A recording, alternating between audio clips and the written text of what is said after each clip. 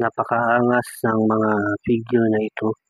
Pareho silang mayroong battle damage. Nasa 7 inches ang kanyang taas. Ayos yung pagkakascalp nung sa buhok pati sa mukha. Pati na rin yung sa damit niya, yung parang may mga punit. Pati yung pagkakascalp ng muscle, ayos din. Pati dito sa baba, meron din mga parang punit at meron siyang parang mga sugat. Ganun din dito sa gilid, para siyang may mga kusot na effects. Para siyang pang diorama.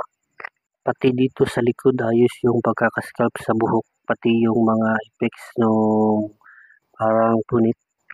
Pati rin yung pagkakascalp nung dito sa baba at yung sa muscle niya sa likod. Steady lang yung pose niya. Nakaganyan lang yan palagi. Hindi na siya pwedeng maiba.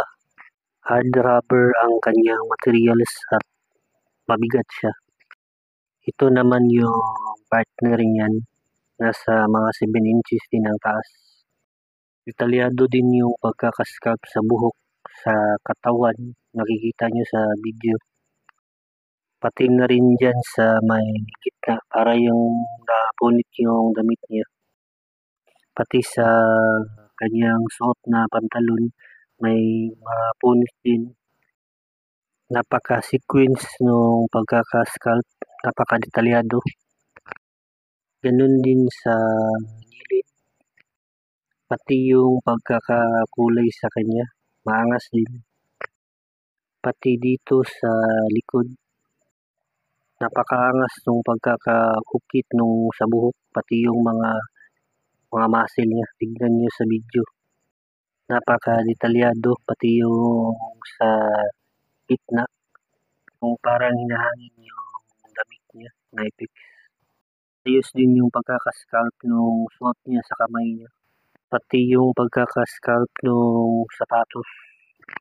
Steady lang yung pose niya.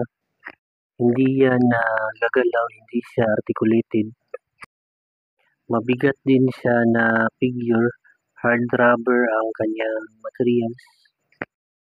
Magkasing taas lang sila. Pareho din silang mabigat at detalyado.